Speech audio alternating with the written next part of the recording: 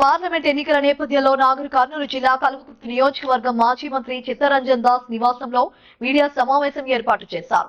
ఈ సందర్భంగా కాంగ్రెస్ ఎమ్మెల్యే కాసిరెడ్డి నారాయణ రెడ్డి మాట్లాడుతూ ఈ నెల 5న జరిగే జోగులాంబ గద్వాల్ జిల్లాలోని ఎర్రవల్లి చౌరస్తాలో రాహుల్ గాంధీ ఆధ్వర్యంలో జరిగే కాంగ్రెస్ పార్టీ బహిరంగ సభను విజయవంతం చేయాలని ప్రజలకు పిలుపునిచ్చారు.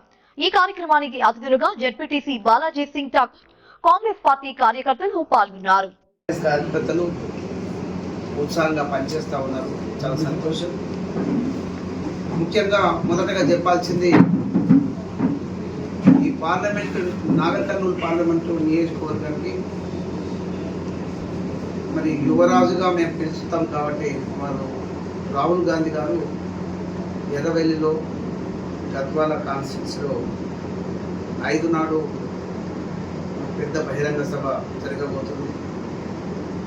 అంతకు పూర్వమే ఇక్కడ నాగర్ కర్నూలులో గౌరవ మంత్రివర్యులు ముఖ్యమంత్రి రేవంత్ రెడ్డి గారు ముఖ్య అతిథిగా ఇచ్చేసేసి సక్సెస్ఫుల్గా నాగర్ కర్నూలులో ఇక్కడ ఇటు సైడ్ ఉన్నటువంటివి ఈ కొనకు ఉన్నటువంటి అచ్చంపేట, వనపర్తి, నాగర్ కర్నూలులో ఎక్కువ జనాలు వచ్చి సభను సక్సెస్ చేసినారు.